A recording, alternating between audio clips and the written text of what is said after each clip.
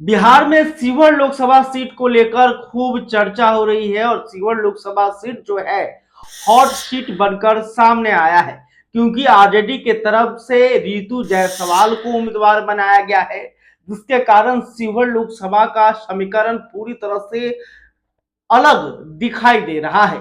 NDA की तरफ से भी यहां पर बदलाव किया गया है और अब आरजेडी ने भी अपने उम्मीदवार यहां पर बदल दिए हैं। राजद यहां से 2 दफे मुस्लिम जाति के उम्मीदवार उतार रही थी, लेकिन इस बार वैश्य जाति से आने वाली रीति जायसवाल पर तेजस्वी यादव ने भरोसा जताया है। इसके पीछे भी एक कहानी है। वो कहानी है कि आखिर रीति जायसवाल के ऊपर ही आरजेडी यहां पर क्यों दांव खेल रही है। वहीं एनडीए की तरफ से यहां पर बीजेपी जो लगातार चुनाव लड़ रही थी, जीत रही थी, आखिर उसे इस सीट को जदयू को क्यों देना पड़ा और जदयू ने लवली आनंद को यहां पर उम्मीदवार बनाया है, जो कि बाहुबली आनंद मोहन की पत्नी है।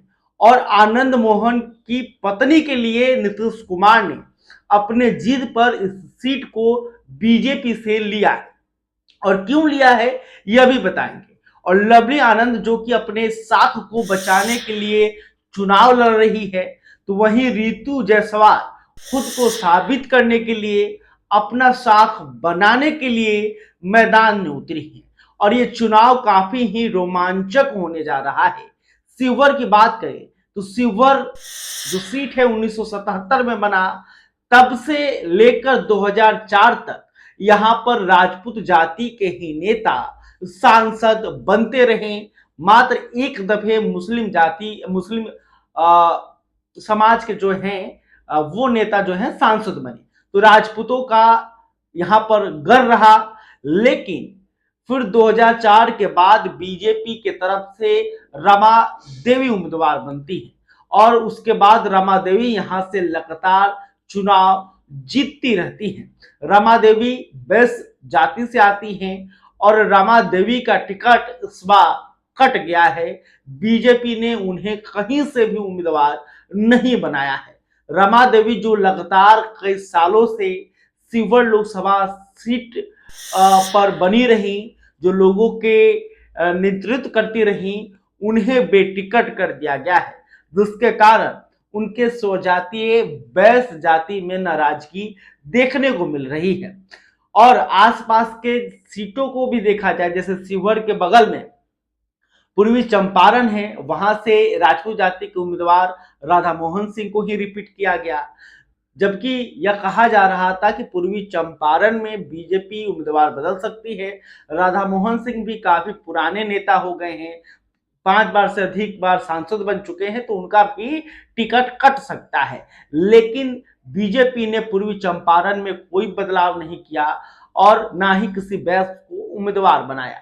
सीतामढ़ी में भी जदयू ने वर्तमान सांसद सुनील कुमार पिंटू, जो कि बनिया जाति से ही आते हैं, उनका टिकट काटा और उनके जगह पर देवेश चंद्र ठाकुर, जो कि ब्राह्मण जाति से आते हैं, उन्हें उम्मीदवार बनाया।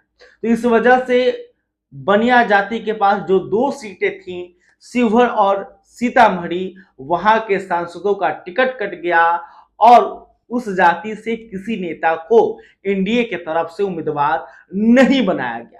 इसका फायदा आरजेडी लेना चाहती है और आरजेडी चाहती है कि बनिया जाति जो है वो महागठबंधन के पक्ष में आए और इसीलिए तेजस्वी यादव ने रितु जायसवाल को सीवर के रन में उतारा है और बाहुबली की पत्नी आनंद मोहन के सामने एक आईएएस की पत्नी रितु जायसवाल चुनावी मैदान में उतरी हुई है। रितु जायसवाल की बात करें तो रितु जायसवाल आईएएस की पत्नी है, पूर्व में मुखिया रह चुकी हैं और मुखिया रहते हुए उन्होंने पंचायत के विकास का जो कार्य किया, उसके लिए उन्हें उपराष्ट्रपति से भी सम्मान मिल चुका है। इसके बाद वो आरजेडी में शामिल होती हैं, आरजेडी की प्रवक्ता बनती हैं। 2020 के विधानसभा चुनाव में तेजस्वी यादव उन पर भरोसा जताते हैं और रितु जायसवाल को सीतामढ़ी के परिहार से आरजेडी का उम्मीदवार बनाया जाता है और रितु जायसवाल इस विधानसभा चुनाव में मजबूती से लड़ती हैं और मात्र 1000 वोटों से ये चुनाव हार जाती है। लेकिन हार कर भी रितु जायसवाल परिहार में चुनाव जीतने में कामयाब रही और उनका प्रदर्शन बेहतर आंका गया, क्योंकि जहां पर पहले आरजेडी की स्थिति उतनी बेहतर नहीं थी उस सीट पर, वहां पर रितु जायसवाल ने जमकर बीजेपी के उम्मीदवार से फाइट किया था। अब बात करते हैं कि रितु जायसवाल कैसे समीकरण खराब कर देंगी। लवली आनंद के सामने रितु जायसवाल का पलड़ा क्यों अभी थोड़ा भारी नजर आ रहा है और लवली आनंद की क्या स्थिति है, और उनके बारे में तो अक्सर लोग जानते हैं कि आनंद मोहन की ये पत्नी है, लेकिन अब इसके बारे में ये भी बता दें कि लवली आनंद शिवहर से लगातार चुनाव लड़ती रही है। क्यों लड़ी है, और फिर जब लवली आनंद के पास कई और सीटों का विकल्प था तो उन्होंने सबको दरकिनार किया और शिवहर को ही उन्होंने क्यों चुना, इसको भी आपको समझाते हैं। दरअसल शिवहर लोकसभा सीट से उनके पति आनंद मोहन जो हैं 2 बार सांसद बन चुके हैं। 1996 में यहाँ पर लोगों ने आनंद मोहन को चुनकर दिल्ली भेजा। फिर 1998 के भी चुनाव में आनंद मोहन यहाँ से चुनाव जीतने में कामयाब हुए। उसके बाद आनंद मोहन के ऊपर मुकदमे हुए, सबको पता है, फिर वो सजा याफ्ता हो गया, फिर उन्होंने चुनाव नहीं लड़ा। उसके बाद लवली आनंद यहाँ से चुनाव लड़ती रही। लवली आनंद 2009 के चुनाव में जो है कांग्रेस के टिकट पर यहाँ से चुनाव लड़ी, लेकिन उन्हें मात्र उस वक्त 81,000 ही वोट मिला और वो तीसरे नंबर पर यहाँ पर थी। इसके बाद 2014 के मोदी लहर में भी लवली आनंद यहाँ पर चुनाव लड़ी, लेकिन पार्टी बदल गया। इस बार पार्टी थी समाजवादी पार्टी और समाजवादी पार्टी के टिकट पर लवली आनंद 2014 में यहाँ पर चुनाव लड़ी, लेकिन तब उन्हें मात्र 41,000 वोट मिले। यानी किससे से आप समझ सकते हैं कि आनंद मोहन का प्रभाव शिवहर में लगातार कम होते गया। लेकिन उस वक्त की बात अलग थी, क्योंकि आनंद मोहन उस वक्त जेल के सलाखों के पीछे कैद थे। लेकिन अब आनंद मोहन जेल से बाहर आ चुके हैं। नीतीश कुमार ने उनके लिए नियमों में बदलाव करके उनको बाहर लाया और आनंद मोहन के कहने पर उनकी पत्नी लवली आनंद को शिवहर से उम्मीदवार बनाया गया। दरअसल आनंद मोहन के बेटे चेतन आनंद और उनकी पत्नी महागठबंधन के वक्त आरजेडी में शामिल थी। आरजेडी ने 2020 के विधानसभा चुनाव में बेटे और उनकी पत्नी दोनों को विधानसभा का टिकट दिया था। लवली आनंद विधानसभा का चुनाव हार गई, लेकिन उनके बेटे चेतन आनंद शिवहर से विधायक बनने में कामयाब रहे। लेकिन जब नीतीश कुमार महागठबंधन छोड़कर एक बार फिर बीजेपी में शामिल होते हैं, तब चेतन आनंद के लिए, मतलब चेतन आनंद जो हैं वो जदयू में शामिल हो जाएं, उसके लिए नीतीश कुमार और आनंद मोहन के बीच एक डील होती है। वो डील होती है कि हमें एक लोकसभा सीट चाहिए। फिर नीतीश कुमार कहते हैं मांगिए जो सीट हम आपको देंगे। तो ऐसे में आनंद मोहन ने शिवहर लोकसभा सीट की मांग नीतीश कुमार से की और नीतीश कुमार ने वादा किया कि आपके बेटे को आप हमारे पाले में भेजिए और फिर हम जो हैं यह सीट आपको दे देंगे। और नीतीश कुमार ने वादा निभाते हुए बीजेपी की इस सीट को मांग कर आनंद मोहन के खाते में दिया है। आनंद मोहन की पत्नी पूरी मजबूती के साथ शिवहर में तैयारी कर रही हैं। उनके साथ पल पल उनके बेटे, छोटे बेटे, बड़े बेटे और उनके पति आनंद मोहन शिवहर के लोगों से मिलजुल रहे हैं और लोगों को अपने पाले में करने की कोशिश कर रहे हैं। लेकिन अब रितु जायसवाल पर आरजेडी ने दांव खेलकर यहाँ का समीकरण बिगाड़ दिया है। अब बात करते हैं कि आखिर शिवहर लोकसभा का जातीय समीकरण क्या है। यहाँ से जब लगातार राजपूत जाति के नेता ही सांसद बनते रहे हैं, बाद में वैश्य जाति की रमा देवी का कब्जा रहा, एक दफे मुसलमान भी यहाँ से सांसद बने और आरजेडी जो लगातार मुस्लिम जाति के नेता पर दांव खेल रही थी, वो अचानक से वैश्य पर क्यों भरोसा जता रही है। तो आपको बता दें कि सबसे अधिक सीहोर लोकसभा में मुस्लिम वोटर हैं जिनकी संख्या 16% है। इसके बाद यहाँ पर यादव जाति के वोटर हैं जिनकी संख्या 7% है। फिर राजपूत जाति के वोटर यहाँ पर 7% है।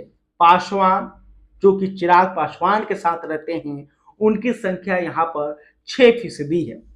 बनिया जिस वोट के लिए लड़ाई हो रही है जदयू और आरजेडी के बीच, तो बनिया वोटर जिन्हें बीजेपी का कोर वोटर माना जाता है, जिन्हें आरजेडी के विरोध में वोट डाले जाने के लिए जाना जाता है कि बिहार के बनिया जो हैं आरजेडी को वोट नहीं करते हैं क्योंकि उन्हें नीतीश कुमार का सुशासन पसंद है, उन्हें केंद्र में मोदी पसंद है। तो बनिया क्या इस बार अपना मन बदलेंगे?